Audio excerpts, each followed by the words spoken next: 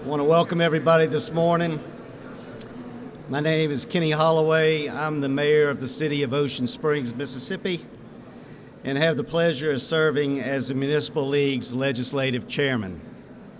As a league, we have several topics that we will focus on this legislative session, including the impact that PERS has on our local towns and cities.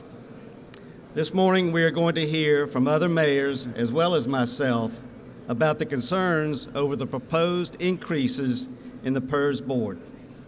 First, I would like to introduce our current MML president, Mayor Toby Barker, from the city of Hattiesburg. Thank you, Mayor Holloway.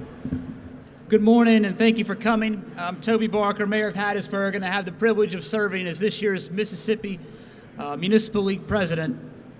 I also had the honor of serving 10 years in the Mississippi legislature, and I congratulate all the representatives and senators on the new term, particularly the new members. The legislature has been very good to municipalities and local governments in recent years, particularly on the issue of infrastructure, and we thank the House and Senate leadership for their efforts. But as a new session and term dawn, cities and towns across Mississippi face a new fiscal threat, one whose effects will also spill over into state agencies, school districts, and county governments. And that threat is the increasing cost of the public employees' retirement system, particularly those costs that are being passed on to cities and towns through the employer contribution rate.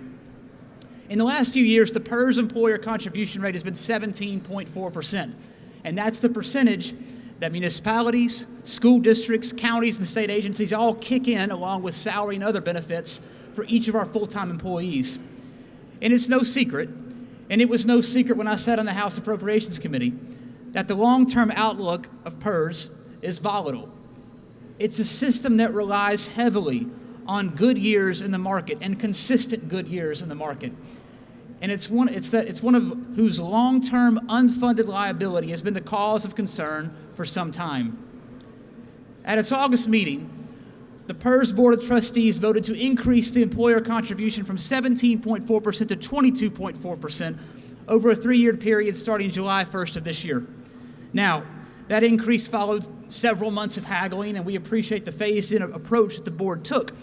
But even with a phased-in approach, going from 17.4% to 22.4% marks a 28% increase in the retirement costs that cities have to pay out for employees.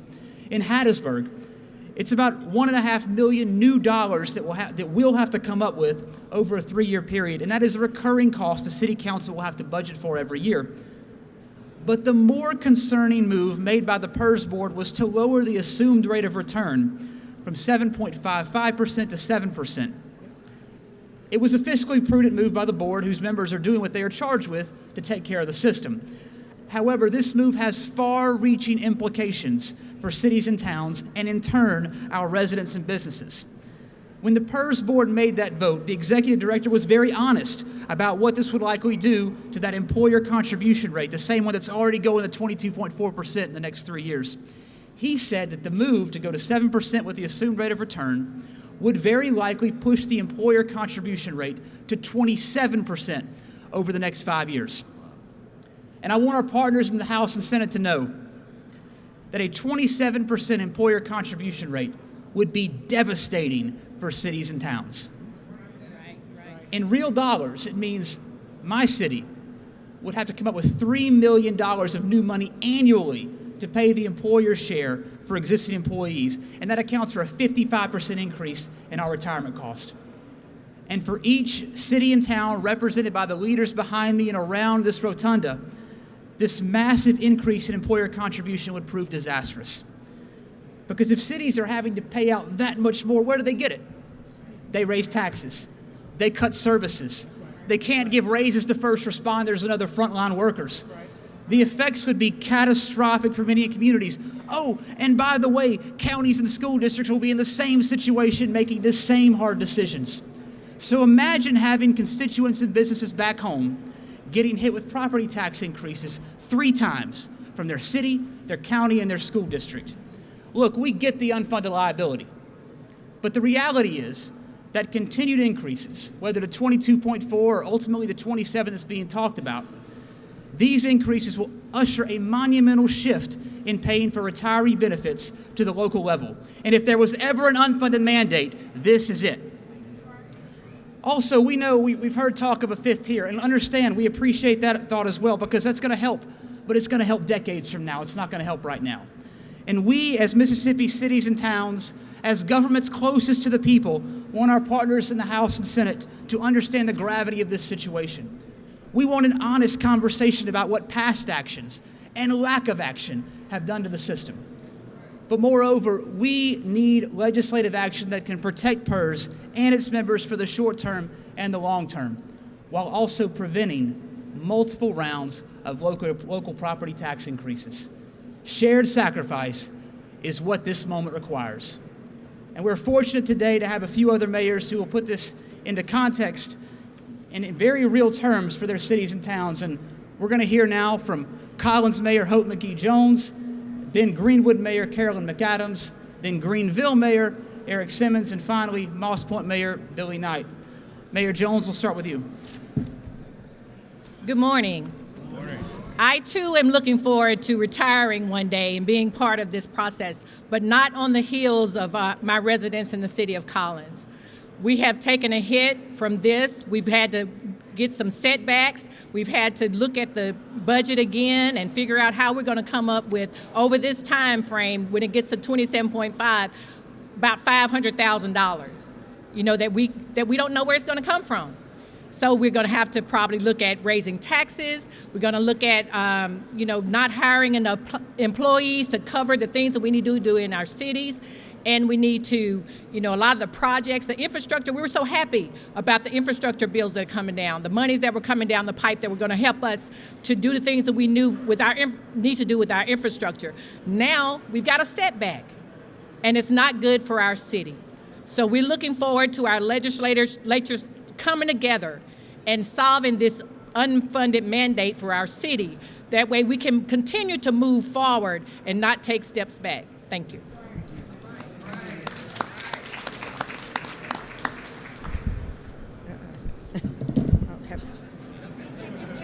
A little bit of an issue here. Hi. Good morning. I'm Carolyn McAdams. I'm the mayor of the city of Greenwood, and I also served last year as the immediate past president of MML.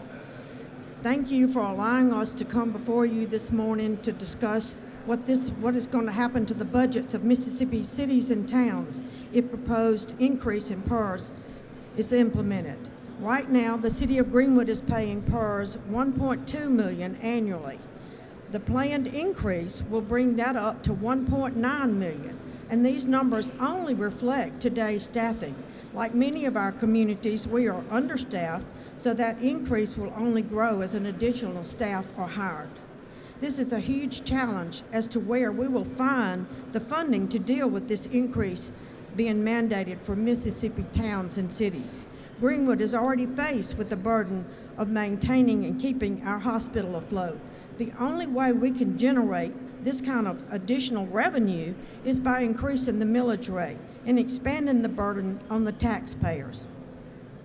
I think it's unfair because this is a governmental issue, financial issue, and we should be dealt with this by the PERS board and our legislatures. I will say that in previous meeting this morning, I was very encouraged by the remarks made by our legislators, willing to come forward and help us with this. So just know that myself, the City Council, and the City of Greenwood is willing to do everything in its power to not have to increase taxes, limit our spending on our capital budget, and decrease employees. So thank you again for this opportunity to speak to you today. Thank you. Good morning.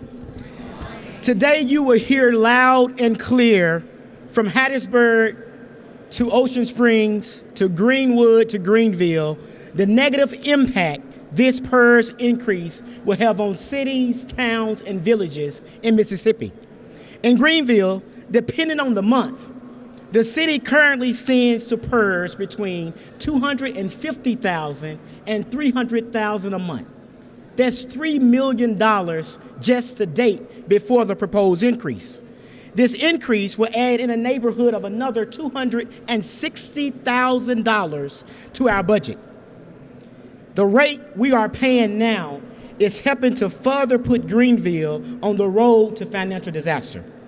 With our decreasing tax base, a decreasing population, and astronomical infrastructure costs, the city finances are already at a perilous position, and that's to every city in this state. Cities, towns, and villages in Mississippi should not be held captive and have to cover the poor financial decisions that the PERS Board continues to make. It is one of the contributing factors today that is helping to hurt cities, towns, and villages in Mississippi. And today, we say, get it right. Get it right. Get it right. Because when we have to send that money to PERS, we can't fix the pothole down the street. When we have to send that money to PERS, we can't help our children in our school districts. When we have to send that money to PERS, we can't help our healthcare systems. We need you to get it right today in 2024. We stand proud to say that we're going to make the right decisions for our cities and towns. We need you to make the right decisions that negatively impact us today. Thank you so much for your time.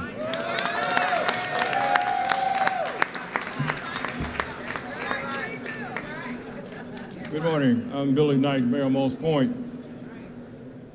Moss Point is 12,230 citizens. With the loss of the industry that we've had over the last 20, 30 years, even though we're working hard every day to replace that industry, our general funds cannot afford to take on this unmandated mandate.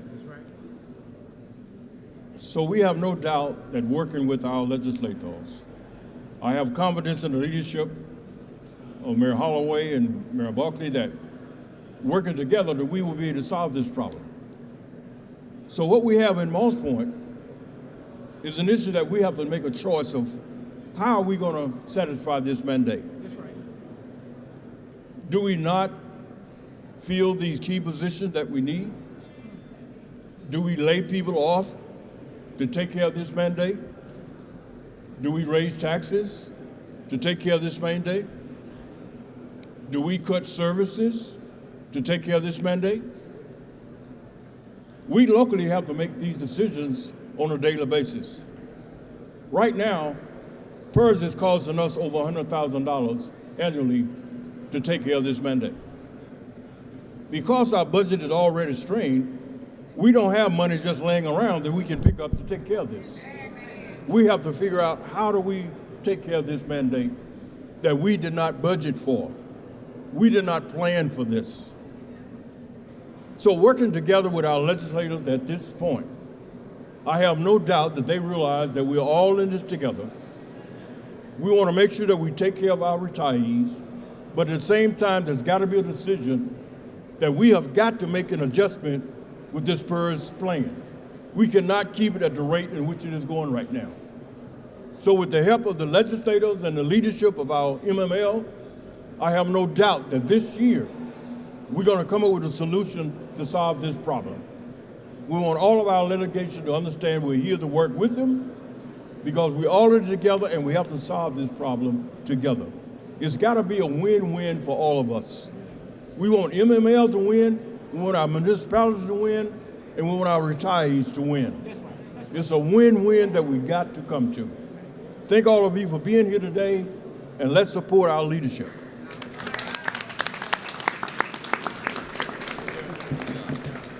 Thank you, Mayors.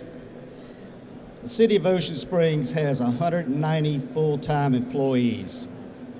If the employer's share goes to 27% to cover the PERS increase over 5 years, my city will need to raise taxes by 11 mills to cover the $2.4 million additional funds needed just to cover the city's portion of PERS. Tell your citizens you're going to raise taxes 11 mills and see what happens come election time. The increase will also affect our government agencies in my community, including the Ocean Springs School District. Our school district currently is maxed out in the 55 mills with their operating budget. How will they absorb this increase? Our hospital system in Ocean Springs is owned by Jackson County. All of us know the struggles in the medical profession, and this would only compound those struggles. Like other entities, our city will need to be creative on how to cover this increase, which includes no raises for city employees and makes us less competitive, especially in public safety. This might force our city to outsource positions and have less employees. This could potentially raise water bills and enterprise, but also add mills. Our city cannot absorb the increase without it affecting the residents. We encourage our legislators to work with MML on our concerns. This leadership will work hard with the legislators. I want to thank all the mayors here, all the people who showed up. It's a great crowd, and we'd like to just say, have a great rest of your day. Thank you. I think every city and town faces the same thing. It's how do we pay for roads and infrastructure, water, sewer? How do we maintain home rule? How do we make sure that our cities have what they need in public safety? And so we're going to come up here and we're going to work with our House and Senate members to continue trying to increase and maintain that support, that state support for infrastructure. We're going to make sure that we're trying to preserve home rule and there aren't preemption laws that keep us from governing what's best for our communities. And if we can do those things, I think we have very willing partners on the House and Senate sides. Right now, the most important one is the PERS issue that's going on, the retirement service. We are facing trying to come up with the amount of money that it's going to take to fund that project, to fund our retirement. And it's just a burden to our cities because our residents are going to have to suffer because of that. We're going to have to maybe cut some things that we wanted to do for them. So it's just a burden. Obviously, it's the PERS issue. It's weighing heavy on everybody. You know, the unknowns of it, what it actually will roll out, how much it's going to actually cost the city. It's hard to budget, and we've got a lot of projects we're working on in Ocean Springs, a lot of capital projects, and we're in the middle of them. So it's just the uncertainty of this PERS. Well, we have the issues that are coming up concerning the small municipalities grants. We want to make sure that's fully funded. Homestead exemption, we want to make sure that's fully funded. So there's some things that some major things that the cities are looking forward to our legislature doing this year. There's been talk about, the ARPA money coming back, and as soon as we get this PERS situation squared away, the Lieutenant Governor said we can deal with some more ARPA funds, which will help us with our infrastructure, water, sewer, streets, drainage. So I think that's probably the two main priorities that we're going to be dealing with. We got a list of about 10 priorities, and we'll never get through all 10 of them, but we're just going to try to, focus on the two big ones and then hopefully work on some of the smaller ones too. It's so important that mayors and city councils and board of aldermen find their way down to Jackson or up to Jackson during the legislative session on a consistent basis, and they're keeping the conversation going with their individual lawmakers. Because as a former House member, I can tell you, legislators listen to their local leaders because they're the government closest to people.